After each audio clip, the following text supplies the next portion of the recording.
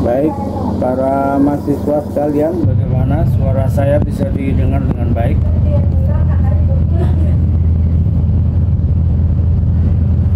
Halo? Jelas, Pak. Ya. Jelas, Pak. Baik, ya.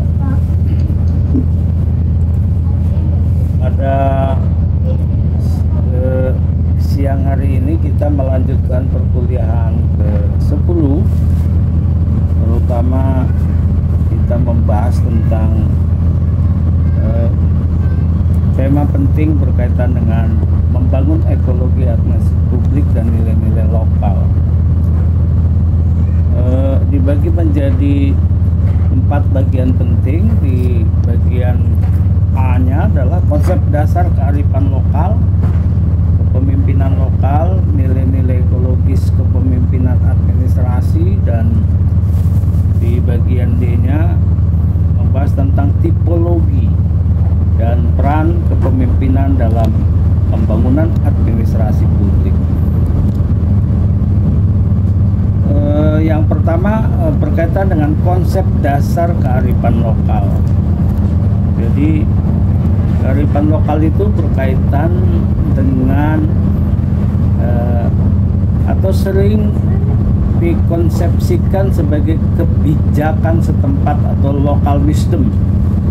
Jadi orang sering menyebutnya sebagai local wisdom atau pengetahuan setempat atau local knowledge. Kemudian atau kecerdasan setempat atau local genius. Kearifan lokal juga dapat dimaknai pemikiran tentang hidup.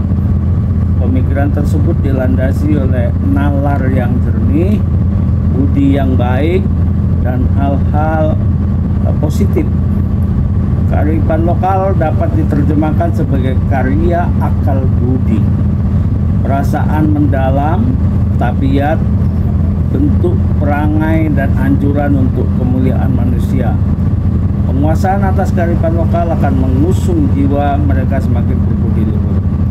Kemudian kearifan lokal adalah suatu identitas kepribadian budaya bangsa yang menyebabkan bangsa tersebut mampu menyerap dan mengolah kebudayaan asing sesuai watak dan kemampuan sendiri.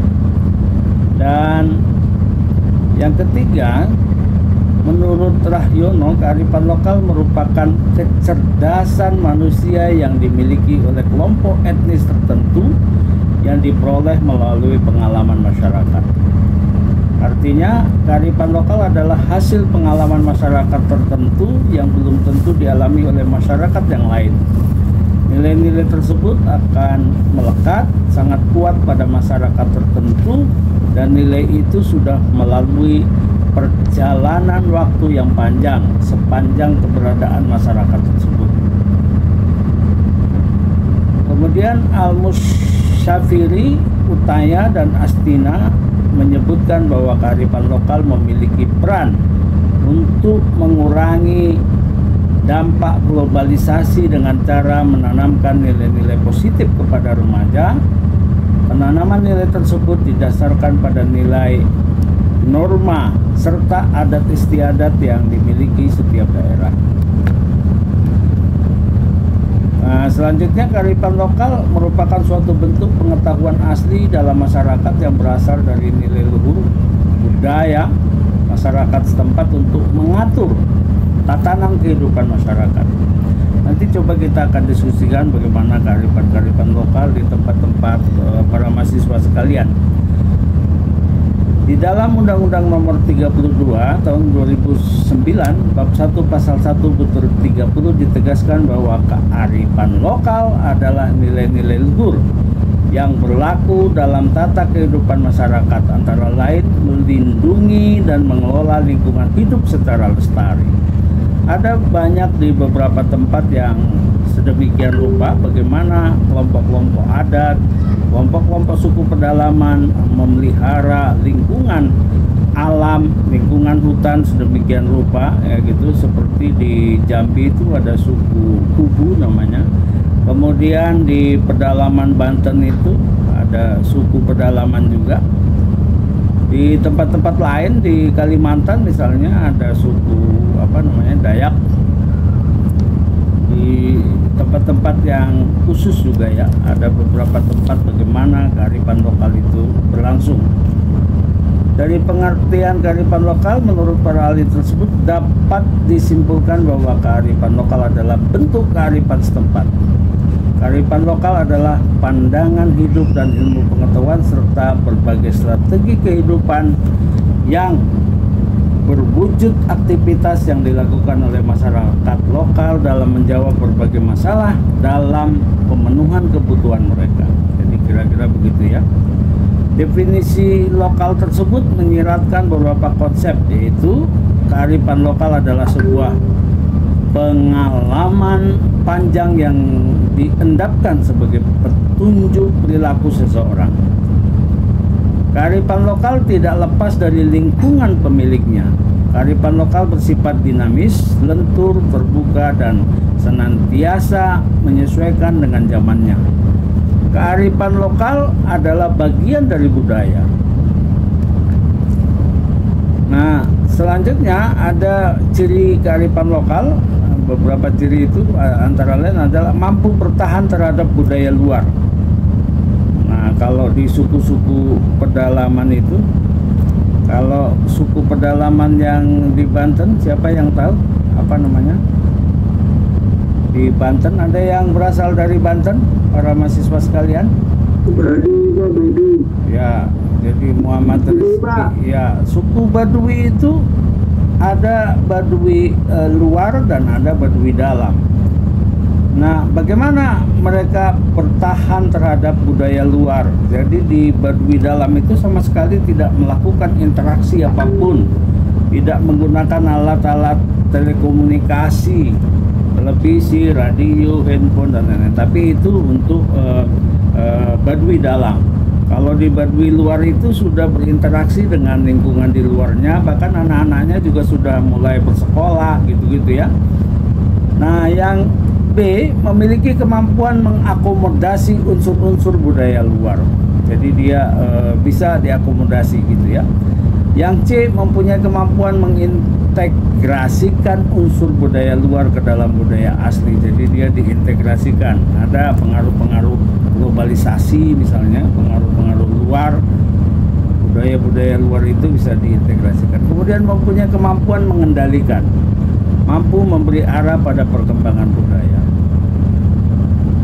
Ciri-ciri kearifan lokal lainnya adalah sebagai berikut. Kearifan lokal adalah dasar untuk pengambilan kebijakan pada level lokal di bidang kesehatan, pertanian, pendidikan, pengelolaan sumber daya alam, dan kegiatan masyarakat pedesaan. Kira-kira begitu ya.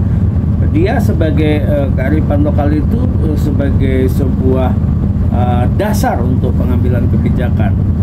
Kalau kita lihat dari perspektif administrasi publik, tentu suatu pengambilan kebijakan itu bagian dari administrasi publik itu yang A. Yang kedua, kearifan lokal merupakan pengetahuan eksplisit yang muncul dari periode panjang yang berevolusi, kemudian bersama-sama masyarakat dan lingkungannya dalam sistem lokal yang sudah dialami bersama-sama. Jadi dia prosesnya itu bukan proses yang sebentar, tetapi membutuhkan waktu yang begitu panjang, waktu yang begitu lama, dirasakan secara bersama-sama di tengah-tengah suku, bangsa, masyarakat, etnis yang ada. Yang C, secara substansial kearifan lokal adalah nilai-nilai yang berlaku dalam suatu masyarakat. Jadi ada nilai-nilai lokal. Nanti coba kita lebih mendalami itu, kita diskusikan. Saya akan tanya nanti kepada para mahasiswa asalnya dari mana. Kira-kira nilai lokal suku, bangsa, etnis yang ada di tempat atau daerah Anda masing-masing itu apa gitu ya. Supaya kita saling mengenali, saling mendalami. Kemudian jenis-jenis kearifan lokal, ada jenisnya itu dalam bentuk tata kelola gitu ya.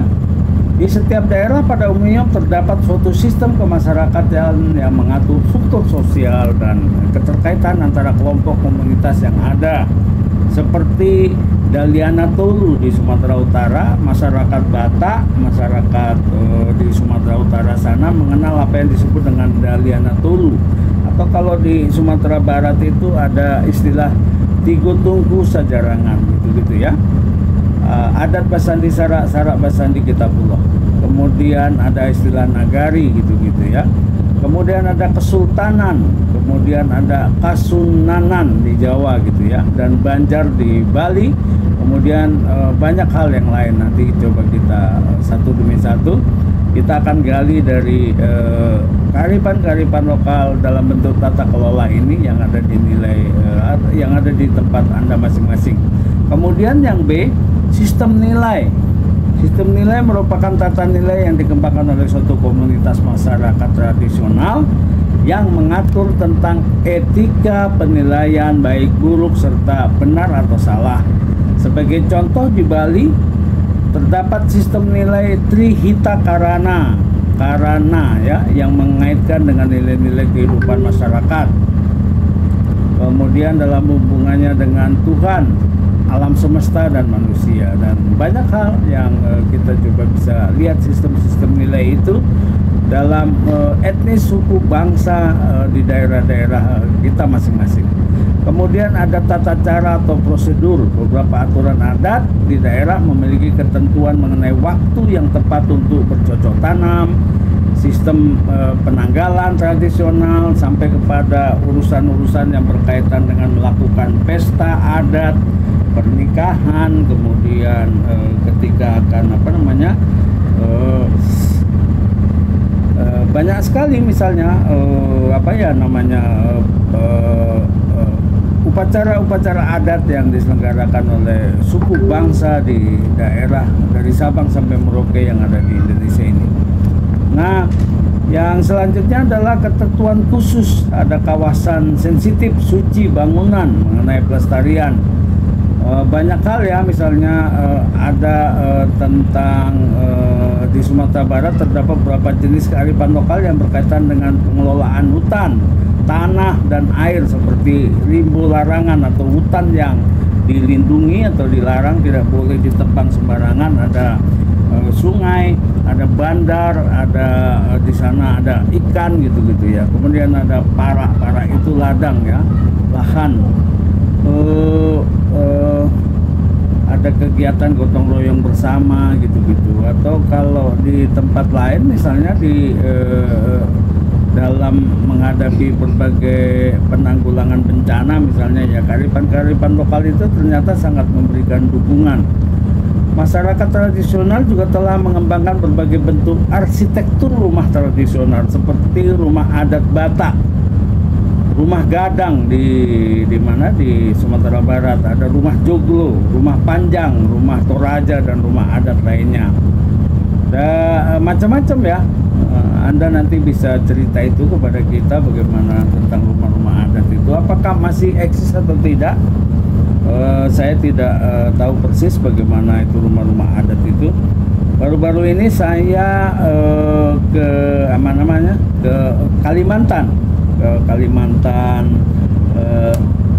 Kalimantan Tengah, di Palangkaraya.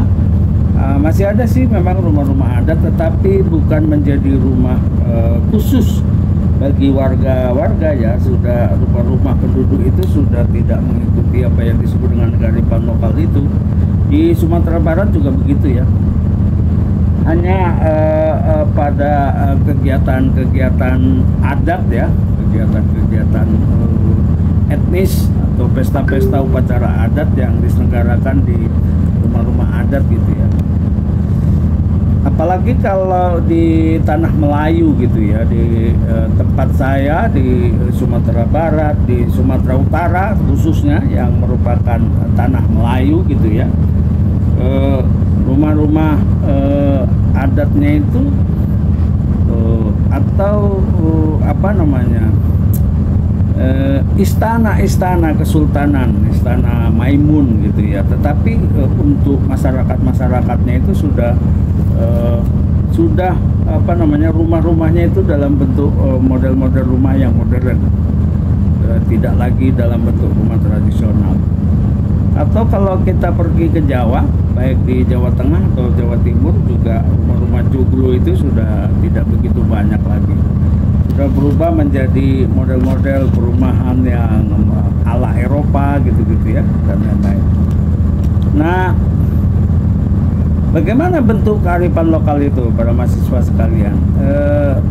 Bentuknya dalam bentuk pengetahuan lokal seperti yang di awal-awal sudah saya kemukakan tadi. Kemudian dalam bentuk nilai lokal, kemudian dalam bentuk keterampilan lokal.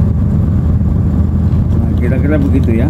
Kemudian ada dalam bentuk sumber daya lokal. Kemudian ada mekanisme pengambilan keputusan lokal. Ada musyawarah adat, ada musyawarah dan mufakat sebagai bentuk kesepakatan bagaimana masyarakat adat, tokoh-tokoh adat mengambil keputusan, mengambil kebijakan gitu-gitu ya, dalam hal mengelola lingkungan, dalam hal melakukan hubungan kemasyarakatan, dalam menentukan jabatan-jabatan adat seperti memberikan gelar gitu-gitu ya, yang lain-lain. Nah, kearifan lokal dapat dikategorikan dalam dua aspek, yaitu kearifan lokal yang berwujud nyata atau tangible, dan yang tidak berwujud atau intangible. Kearifan lokal yang berwujud nyata, tangible, itu dalam bentuk tekstual. Beberapa jenis kearifan lokal yang seperti sistem nilai, tata cara gitu ya, ketentuan khusus yang dituangkan ke dalam bentuk catatan tertulis seperti yang ditemui dalam kitab tradisional primbon. Kalau di Jawa itu ada primbon, kitab betal jemur ada makna gitu, misalnya begitu ya, untuk menentukan kapan akan menghitankan anak begitu ya, melakukan kenduri, hari baik, menentukan macam-macam, untuk menentukan kalender dan prasi budaya tulis di atas lembaran daun lontar. Sebagai contoh, prasi secara fisik terdiri atas bagian tulisan, naskah cerita, dan gambar-gambar ilustrasi. Kira-kira begitu ya. Kemudian kalau ini katanya di huruf-huruf Bali gitu-gitu ya, dan lain-lain. Ada tulisan, gambar gitu-gitu. Yang kedua adalah bangunan atau arsitektural. Kita tahu betul bagaimana para suku bangsa, etnis, daerah-daerah di seluruh Indonesia memiliki bangunan-bangunan yang bersifat lokal, memiliki kearifan lokal seperti bangunan rumah rakyat di Bengkulu. Bangunan ini adalah rumah tinggal yang dibangun dan digunakan oleh sebagian besar masyarakat dengan mengacu pada rumah ketua adat. Kemudian bangunan ini memiliki keunikan karena proses pembangunan yang mengikuti para leluhur. Dan bukan hanya di Bengkulu, di daerah-daerah lain, di Sulawesi, di Kalimantan, di Papua, dan lain-lain ya.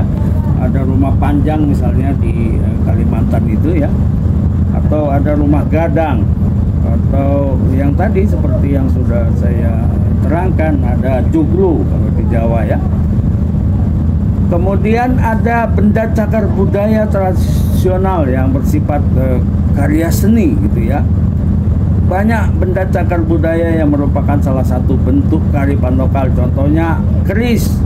Keris itu yang dimiliki oleh orang Jawa ya, suku Jawa. Kemudian merupakan warisan budaya. Kemudian banyak lagi ya. Kalau di Aceh itu ada namanya, saya lupa namanya, rencong. Nah, kira-kira begitu ya. Kemudian kalau di mana lagi, di Sulawesi atau di mana itu ada badik namanya.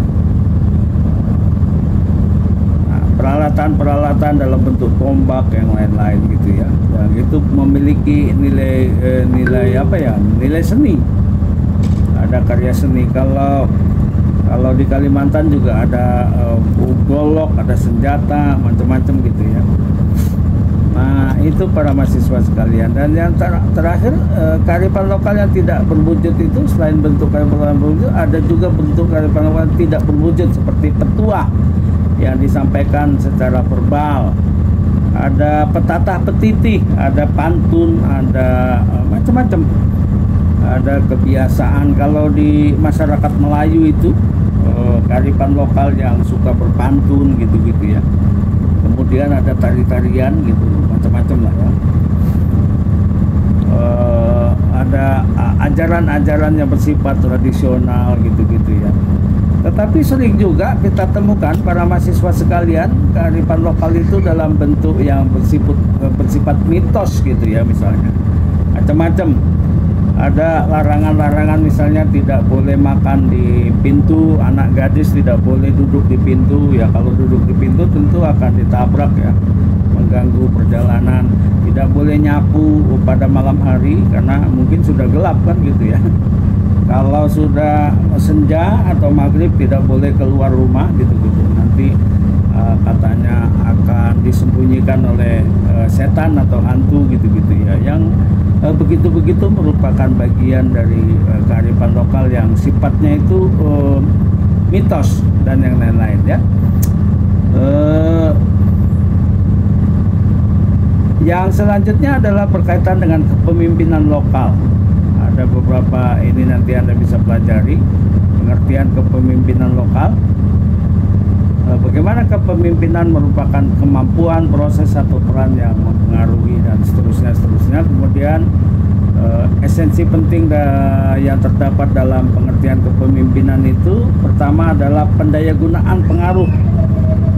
Kemudian hubungan antar manusia, proses komunikasi, pencapaian suatu tujuan. Kepemimpinan bergantung pada kuatnya pengaruh yang diberi serta intensitas hubungan antara pemimpin dan pengikut. Nanti coba kita analisis sedemikian rupa para mahasiswa sekalian, bagaimana kearifan lokal, pemimpin-pemimpin lokal gitu-gitu ya, para tetua-tetua adat, tokoh-tokoh adat, tokoh-tokoh masyarakat itu sangat berpengaruh sedemikian rupa. Menjadi sebuah kearifan lokal yang kepala-kepala suku itu sangat dipatuhi, sangat dihormati gitu-gitu ya. Sebagai sebuah tokoh informal, pemimpin informal yang sangat berpengaruh sekali. Kemudian yang kedua, ada beberapa teori kepemimpinan, nanti Anda coba pelajari ini. Ada teori keturunan, ada teori kejiwaan, kemudian ada teori ekologis.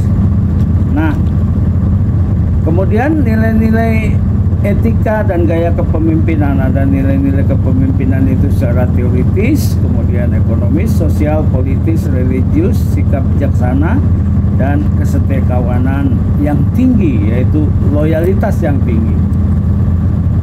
Kalau di zaman yang modern itu model kepemimpinan itu tidak cukup hanya sekedar loyalitas, tetapi juga harus memerlukan apa yang disebut dengan royalitas gitu-gitu ya.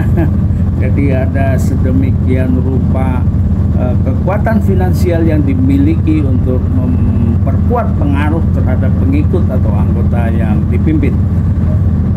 Beberapa sifat atau nilai kepemimpinan yang dimiliki pemimpin antara lain adalah integritas dan moralitas. Integritas itu berkaitan dengan apa nilai-nilai baik yang melekat inherent pada setiap pemimpin.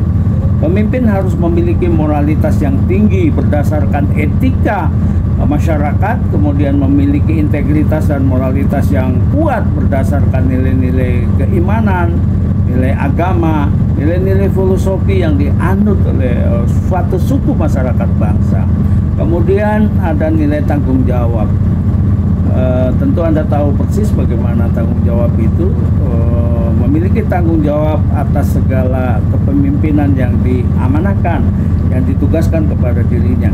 Yang ketiga soal visi kepemimpinan. Visi itu adalah suatu tujuan yang sangat ideal, cita-cita yang sangat mulia yang akan dicapai. Kemudian selain memiliki kebijakan, pemimpin itu juga memiliki apa yang disebut dengan kebijaksanaan, atau dalam bahasa yang lebih disebut dengan kearifan. Ada arif dan bijaksana, kira-kira begitu ya. Yang selanjutnya, yang kelima itu adalah keteladanan. Kepemimpin itu harus memberikan keteladanan. Yang keenam, menjaga kehormatan, kemudian beriman, kemampuan berkomunikasi, kira-kira begitu ya, menyampaikan secara lisan, melalui bahasa tubuh dan lain-lain gitu-gitu ya, berkomunikasi secara baik dengan para pengikut atau anggotanya. Kemudian komitmen meningkatkan kualitas sumber daya manusia. Dalam kajian mata kuliah manajemen sumber daya manusia, Anda tentu akan belajar tentang bagaimana peningkatan kualitas sumber daya manusia itu dilihat dari kompetensi seseorang, dilihat dari bagaimana attitude-nya, bagaimana skill-nya, bagaimana pengetahuan atau knowledge-nya. Keunggulan yang bersifat kompetitif dan komparatif, bagaimana dia memiliki kompetensi. Nah, itu kira-kira ya para mahasiswa sekalian. Nah, pada kajian tentang kepemimpinan itu juga menyangkut tentang etika dalam kepemimpinan.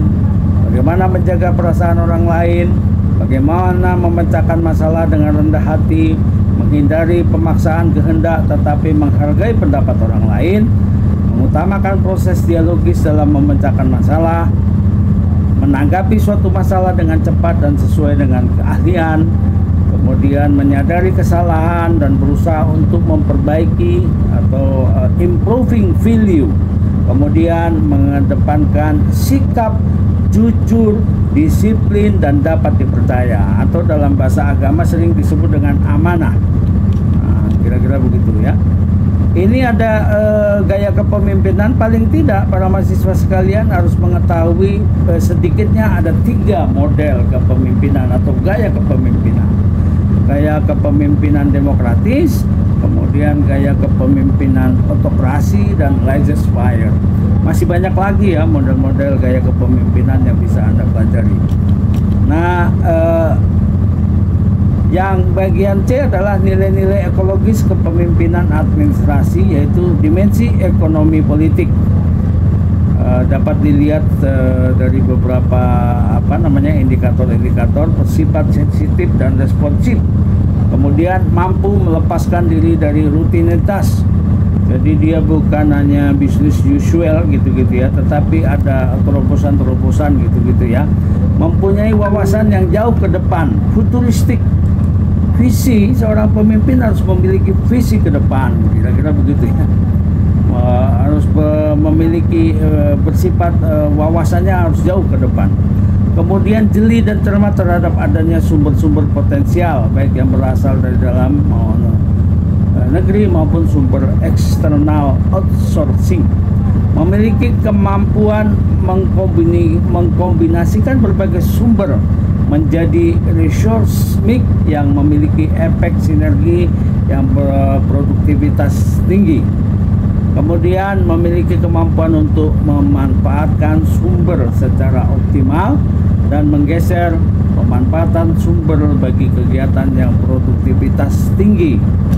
Kira-kira begitu ya. Kemudian ada dimensi sosial kultural dan ada dimensi temporal. Nah, ini ada beberapa asumsi-asumsi, ada beberapa teori. Kemudian yang bagian ke D, tipologi dan peran kepemimpinan lokal dalam pembangunan administrasi publik. Para mahasiswa sekalian, tipologi ini bisa dilihat dari pertama, tipologi dan nilai-nilai kepemimpinan berbasis kearifan lokal. Dapat kita amati dari bagaimana nilai-nilai kepemimpinan lokal Jawa gitu-gitu ya. Orang Jawa itu dalam kepemimpinannya itu sering dipandu dengan apa yang disebut dengan model atau kepemimpinan astagrata gitu-gitu ya. Melihat dari bahwa pemimpin itu diibaratkan seperti surya itu matahari, bersifat memberikan kehidupan yang ada di sekitarnya. Jadi dia memberi secara tulus, ikhlas gitu-gitu ya, memberi kebaikan, memberi manfaat gitu-gitu ya, sebagaimana surya atau matahari yang selalu bersinar memberi kehidupan kepada manusia. Yang kedua itu candra, atau sering disebut dengan memberikan suasana yang sejuk, menenangkan dan menghanyutkan. Nah, kira-kira begitu ya. Yang ketiga, Kartika atau bintang, memberikan arah kehidupan bagi masyarakat. Kalau yang kedua tadi bulan ya. Kemudian Mega yang gelap bersifat menakutkan, tetapi apabila telah berubah menjadi hujan memberikan kehidupan dan kesejukan. Yang kelima, Pawana bersifat merata tanpa pandang bulu. Kemudian Dahana bersifat adil, tegak, lurus dan akan membakar. Dahana itu maksudnya api ya. Kemudian Bantala bersifat kukuh, merupakan sumber kehidupan dari bumilah, diperoleh segala keperluan kehidupan. Kemudian itu bumi ya. Kemudian Samudra itu tentu lautan, air gitu-gitu ya. Nah, itu nilai-nilai kepemimpinan Jawa yang dilihat dari alam sekitarnya, mulai dari matahari, bulan, bintang gitu-gitu ya, api, bumi, samudra atau lautan gitu-gitu. Dan nilai-nilai kepemimpinan lokal lain, misalnya nilai kepemimpinan Sunda gitu ya, ada nanti bisa Anda pelajari ini. Kemudian tipe yang kece adalah tipologi kepemimpinan lokal yang efektif. Bagaimana tipologi kepemimpinan yang efektif itu? Dalam upaya mewujudkan kepemimpinan yang efektif, kepemimpinan harus dijalankan sesuai dengan perannya. Nawawi menyatakan peran kepemimpinan berhubungan langsung dengan situasi sosial dalam kehidupan kelompok masing-masing, yang mengisyaratkan bahwa setiap pemimpin berada di dalam, bukan berada di luar situasi itu. Pemimpin harus berusaha agar menjadi bagian dalam situasi sosial kelompok atau organisasinya. Peran kepemimpinan menurut Nawawi memiliki dua dimensi, yaitu dimensi yang berhubungan dengan tingkat kemampuan mengarahkan dalam tindakan atau aktivitas pemimpin yang berlihat pada tanggapan orang-orang yang dipimpinnya. Yang kedua, dimensi yang berkenaan dengan tingkat dukungan atau keterlibatan orang-orang yang dipimpin, kira-kira begitu ya. Kemudian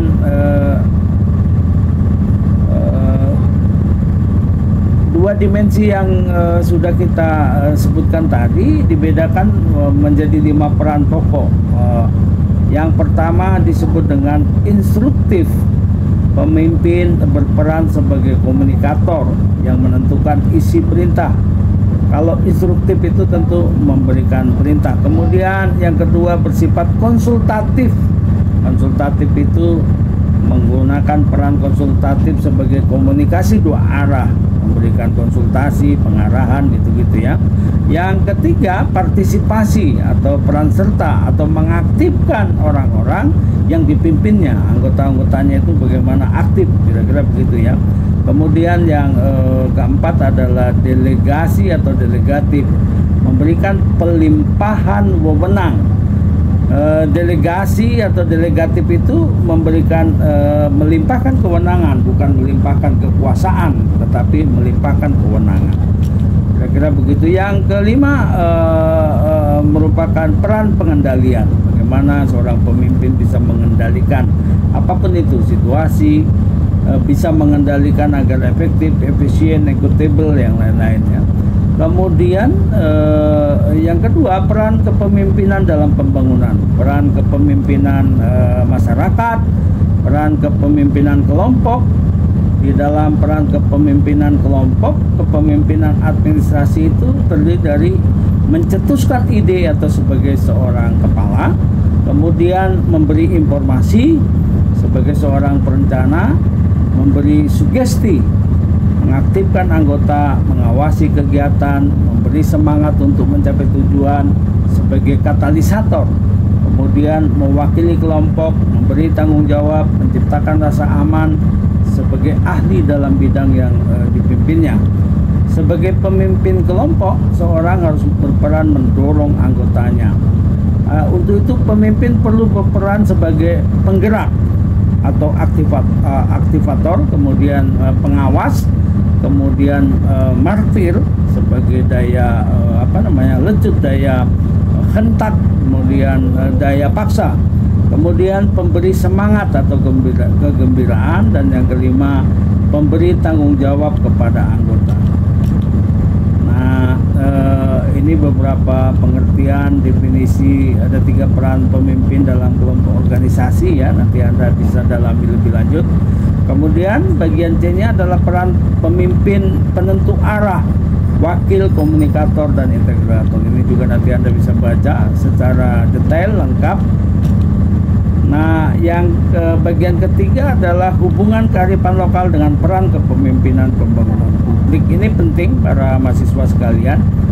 Beberapa kearifan lokal itu harus berdimensi atau berdampak atau memiliki perspektif yang berskala nasional, yang mempengaruhi bukan hanya di skala lokal, tetapi tentu kepemimpinan yang baik di level-level suku bangsa, di level-level daerah. Kearifan lokal itu harus memberi kontribusi, dampak, dan efek terhadap kepemimpinan yang bersifat nasional, berdampak terhadap kebaikan dalam pelaksanaan pembangunan. Kearifan lokal merupakan spirit lokal jenius yang disepadankan maknanya dengan pengetahuan, kecerdikan, kepandaian, keberilmuan, dan kebijaksanaan, dan seterusnya ya. Memimpin itu harus dengan hati nurani, bukan hanya mengandalkan kecerdasan. Pemimpin juga harus mampu melihat permasalahan dari berbagai sudut, kemudian memutuskan dengan hati nurani. Seorang pemimpin harus seperti tanah yang tetap memberikan pertumbuhan meskipun diinjak-injak. Kira-kira begitu ya filosofi tadi secara kearifan lokal, bagaimana filosofi kepemimpinan Jawa tadi ya, bumi atau tanah ya. Kemudian dengan demikian sebuah negara akan maju dan berkembang bergantung pada para pemimpinnya. Sebaliknya, sebuah negeri disebut gagal juga sangat dipengaruhi oleh pemimpinnya. Sudah banyak contoh, misalnya negeri makmur dan sentosa akibat dipimpin oleh pemimpin yang mampu memimpin rakyatnya secara baik. Sementara sebuah negeri bisa hancur berantakan ketika pemimpinnya tidak mampu mengelola atau memanage negerinya. Ada perang saudara, kemudian pertikaian, kemudian kesenjangan sosial, pertikaian, perpecahan, banyak hal di negara-negara yang begitu besar seperti Uni Soviet yang hancur berkeping-keping menjadi negara-negara kecil gitu-gitu ya. Pertikaian yang tidak henti, peperangan antar negara dan lain-lain, itu juga ditentukan oleh seorang pemimpin. Seorang pemimpin adalah panutan dan segala-galanya bagi sebuah komunitas atau masyarakat di Indonesia. Pemimpin yang cepat atau lambat, kepemimpinannya akan membawa pada kemaslahatan atau kebaikan. Kuncinya adalah satunya pikiran, perkataan, dan perbuatan pada diri para sang pemimpin. Jadi tidak boleh dia apa yang dikatakannya tidak sesuai dengan kenyataan, tidak sesuai apa yang dia pikirkan, tidak sesuai dengan perkataan, tidak sesuai dengan perbuatan. Seperti tadi, bahkan tidak memberikan keteladanan. Para mahasiswa sekalian, esensi kepemimpinan bagi pemimpin tingkat nasional adalah adanya suatu komitmen untuk kuat dalam rangka mencapai tujuan nasional sebagaimana yang tercantum dalam pembukaan Undang-Undang Dasar Negara Republik Indonesia. Para mahasiswa tentu sudah mengetahui apa yang menjadi cita-cita atau tujuan negara Indonesia sebagaimana di dalam pembukaan Undang-Undang Dasar Negara Republik Indonesia. Selanjutnya, kebutuhan prioritas yang mampu mengedepankan kepentingan negara daripada kepentingan pribadi atau golongan. Komitmen yang kuat tidak hanya sebagai pemimpin yang biasa, tetapi merupakan pemimpin yang berkarakter. Karakter yang paling cocok untuk kepemimpinan nasional Indonesia adalah yang sesuai dengan nilai-nilai luhur kebangsaan. Satu-satunya nilai luhur kebangsaan yang sudah ada dan terrumuskan sesuai dengan cita-cita tujuan bangsa Indonesia adalah Pancasila, Undang-Undang Dasar Negara Republik Indonesia tahun 1945, Negara Kesatuan Republik Indonesia, dan Bhinneka Tunggal Ika. Komitmen untuk menjaga ini adalah menjadi tugas dari semua warga bangsa Indonesia, termasuk pada kelompok-kelompok terdidik seperti para mahasiswa sekalian. Baik para mahasiswa sekalian, ini adalah pengantar sebagai sebuah diskusi yang sangat menarik berkaitan dengan kearifan lokal, dikaitkan dengan kepemimpinan lokal dan lain-lain ya. Oke, silakan kalau ada tanggapan, ada pertanyaan atau ada yang ingin disampaikan, diceritakan tentang bagaimana kearifan-kearifan lokal di tempat Anda, daerah Anda masing-masing yang berkaitan dengan adat suku bangsa, berkaitan dengan rumah adat atau yang lain-lain. Silakan para mahasiswa sekalian.